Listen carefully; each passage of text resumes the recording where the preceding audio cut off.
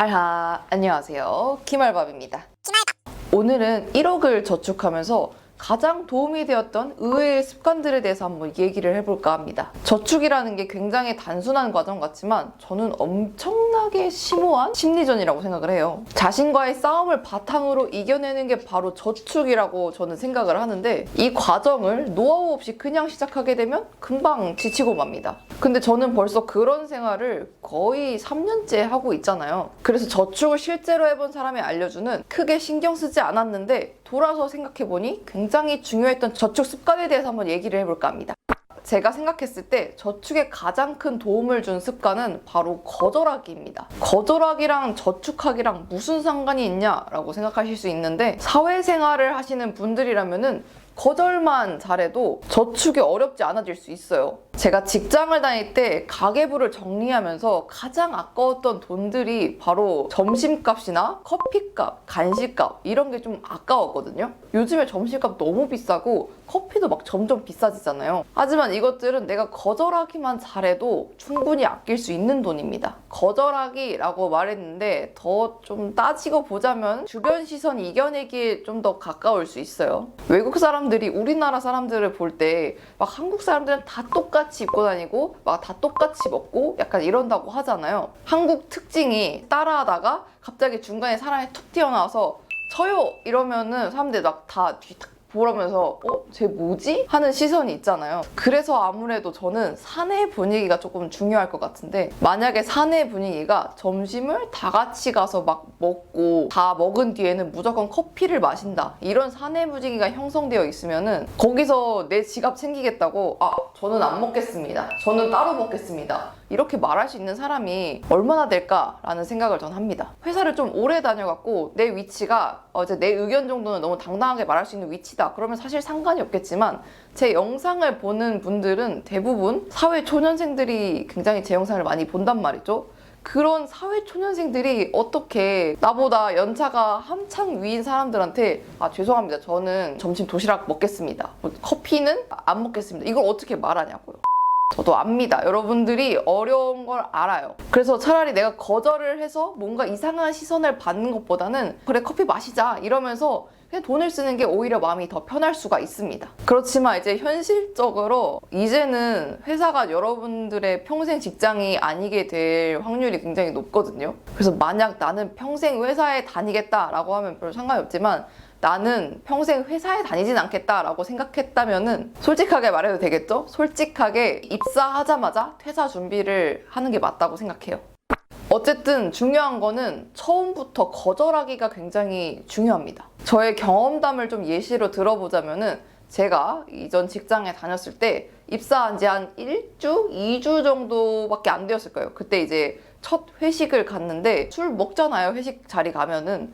근데 거기서 제가 이제 죄송한데 저 술은 안 먹습니다 라고 속으로 막 발발 떨면서 말을 했는데, 한 1, 2초 정도 그래요? 이러다가 그냥 그 뒤로는 퇴사까지 한 번도 술을 권유받은 적이 없습니다. 솔직히 입사한 지 한 달도 안 되는 사회 초년생이 거절하는 거 굉장히 어려운 일인 걸 알고 있지만, 이렇게 저도 입사 초반에 큰 용기를 한번 냈더니 회사 생활이 너무 편해졌습니다. 그리고 내가 걱정했던 것보다 그냥 아무렇지 않게 넘어가는 일도 꽤 있더라고요. 이게 올바른 예시인지 모르겠는데, 어쨌든 이것처럼 여러분들이 일상생활이나 사회생활을 하면서 한 번씩 겪게 되는 일들이 있잖아요. 나 이제 도시락 먹을 건데 점심 먹으러 갈 때 저는 도시락 먹겠습니다, 저는 커피 안 마시겠습니다, 이런 식으로 돌려 말할 수 있잖아요. 그런 용기를 한 번쯤은 내셨으면 좋겠습니다. 이걸 뭐라고 정확하게 말할지 모르겠어요. 용기 내서 말하기? 거절하기? 시선? 견디기? 잘 모르겠지만 어쨌든 그런 겁니다. 물론 처음에는 조금 낯선 시선을 받을 수 있어요. 하지만 한 번이 어렵지 2번, 3번 거절하면은 나중에 사람들이 신경도 안 써요. 땡땡씨 도시락 잘 먹어요 이러면서 그냥 내가 도시락 먹는 게 너무 당연해지는 거예요. 그래서 여러분들이 한 번 거절하고 그거를 당연하게 만들어야 돼요. 이게 말이 쉽지 어려운 거 압니다. 하지만 용기를 낼 필요가 한 번쯤은 있다라고 좀 말씀을 드리고 싶고요. 이렇게 여러분들이 거절하기를 잘했을 때 나중에 가계부를 보면서 좀 뿌듯할 수 있어요. 아, 내가 스스로 지출을 방어를 했구나 라고 조금 뿌듯함을 느낄 수도 있고 그만큼 저축도 더 빨라지고 그리고 저도 지금 와서 생각을 해보면은 그런 작은 거절하기가 계속 반복되어서 굉장히 편한 저축 생활을 계속 이어갈 수 있었던 것 같아요. 두 번째로 도움이 되었던 습관은 해보고 생각하기입니다. 종잣돈을 모은다는 과정이 정말 쉽지 않은 과정이기 때문에 많은 분들이 시작부터 부담을 엄청 느끼실 거예요. 저도 똑같죠. 저도 엄청난 부담감이 초반에는 심했습니다. 그렇지만 그때 이제 생각을 한 거죠. 내가 지금 당장이 무섭고 부담스럽다고 해서 해보지도 않고 포기하면은 몇 년 뒤에 후회하지 않을 자신이 있을까? 라고 생각을 해봤을 때 저는 후회할 것 같았거든요. 그래서 그냥 일단 해보기로 다짐을 합니다. 저도 저축이 막 그렇게까지 평탄하다라고는 잘 못하겠어요. 그 수많은 과정 속에서 고난도 있고 시련도 많았기 때문에 행복한 저축 생활이라고 말할 수는 없지만 결과적으로는 그런 과정을 다 지나오면서 지금에서야 생각을 해보니까 그렇게까지 생각만큼 어려웠던 거는 없었던 것 같아요. 오히려 내가 걱정한 것보다 너무 쉬워갖고 이거 그냥 한 번이면 끝나는 거였어요. 약간 이런 경우도 굉장히 많았고 이거는 100% 안 된다고 결과가 보이는데도 그냥 어떻게든 버텨보자. 괜찮아.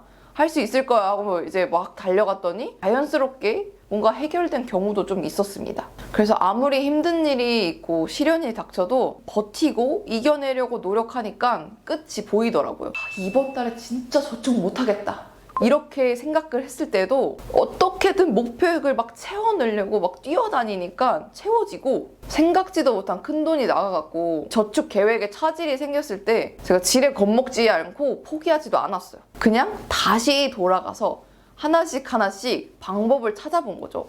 이거 한번 이렇게 해볼까? 잘 안 되네. 그럼 이거 한번 이렇게 해볼까? 하면서 결국에는 또 탈출구가 하나씩은 꼭 있더라고요. 이런 과정을 수도 없이 반복을 하니까 나중에는 뭔가 일이 터져도 이거 뭐 대충 이렇게 하면은 되지 않을까? 하고 하면은 진짜 되는 경우가 너무 많았습니다. 그런 과정을 많이 겪으면서 자신감이 많이 생겼던 것 같아요. 그래서 이것도 종잣돈 저축을 끝낼 수 있게 도와주었던 습관 중에 하나입니다. 처음 겪어보는 일들에 너무 겁먹지 않으셨으면 좋겠어요. 내가 겁먹은 만큼 힘든 일은 그렇게까지 많지 않습니다. 또 그런 시련이 있었기 때문에 저는 외적이나 내적이나 굉장히 스스로 성장을 많이 했다고 생각을 하거든요. 만약 그런 힘든 상황을 계속 피하고 포기하기만 했다면은 지금까지 올 수 있을지 장담을 못할 정도로 굉장히 뜻깊은 시간이었다고 저는 생각을 합니다. 마지막으로 저축에 도움을 줬던 의외의 습관은 바로 청소입니다.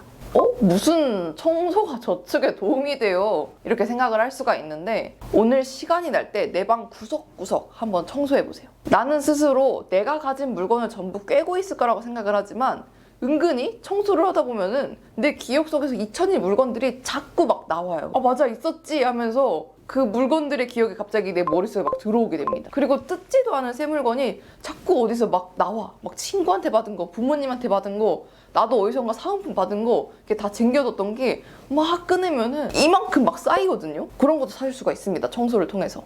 이제 이거 살 때 된 것 같은데 하고 막 휴지랑 샴푸랑 막 이런 거 사와. 근데 집에 오니까 이미 사은품 받은 게 쌓여 있어. 저기 막 새 거가 하나 있어. 나 이거 왜 샀지? 이런 경우도 있고 세일 행사 같은 걸 하면은 막 너무 싸니까 그때 정신이 약간 혼미해지거든요. 일단 싸니까 사 이러고 나서 나중에 배송 와서 정리를 하다 보면은 이미 물건이 너무 충분하거나 아니면 똑같은 물건을 또 사버리는 거예요.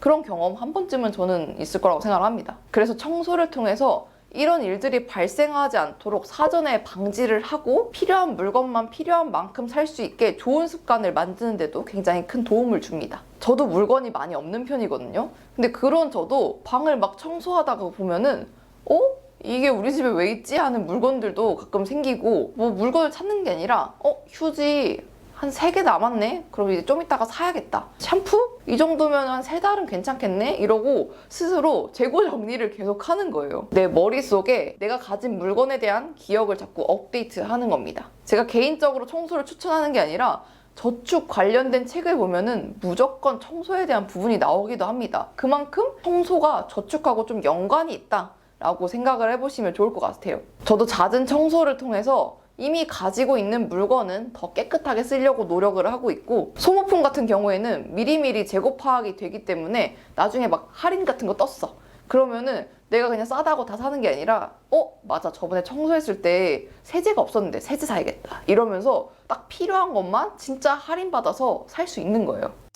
저축이 단순히 돈만 모으는 일련의 과정이라고 생각을 할 수가 있는데, 저는 저축이 작은 습관들을 통해서 나에게 진짜 필요한 소비가 뭔지 찾아갈 수 있는 과정이라고 또 생각을 하거든요. 이 영상을 보시는 분들도 저축을 통해 긍정적인 습관을 한번 만들어 보시고, 내가 100% 필요한 곳, 원하는 곳에만 소비를 할 수 있는 사람이 되셨으면 좋겠습니다. 그럼 오늘의 영상은 여기까지고요. 저는 또 다음에 재밌는 영상, 재밌는 이야기로 돌아오겠습니다. 저축, 부업, 엔잡에 대해서 궁금한 점은 댓글로 남겨주세요.